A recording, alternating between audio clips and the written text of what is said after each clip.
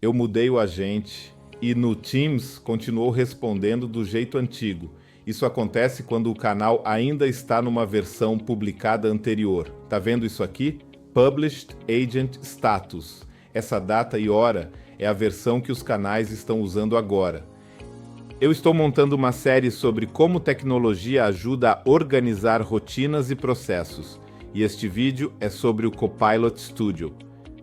Dentro do estúdio, o teste pode te mostrar a mudança na hora, mas o Teams/SharePoint/Web só vê o que foi publicado. Então você tem duas realidades, rascunho no estúdio e versão publicada no canal. Eu vou fazer três coisas: fazer uma alteração no agente, publicar e confirmar com um teste no canal que a alteração foi publicada. Quando eu altero algo no Copilot Studio, instruções, mensagem inicial ou tópico, isso vira um rascunho. Eu salvo a alteração. Enquanto eu não publico, o canal continua usando a última versão publicada. Agora eu publico. Publicar no Copilot Studio significa gerar uma nova versão publicada e liberar essa versão para os canais conectados.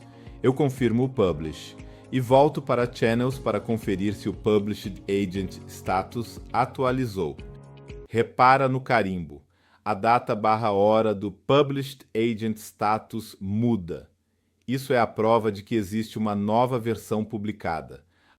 Agora eu faço um teste no canal, uma mensagem simples, e eu verifico se a resposta já traz a mudança. Se for Teams e não refletir de primeira, eu abro uma conversa nova e testo de novo. Às vezes o Teams segura cache por alguns minutos.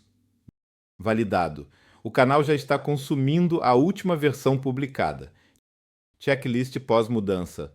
Mudou algo? Salva. Vai para o canal, publica. Confere o Published Agent Status, data, hora, testa no canal, se for Teams, conversa nova e valida de novo. Me conta, quais canais você está usando? Até já!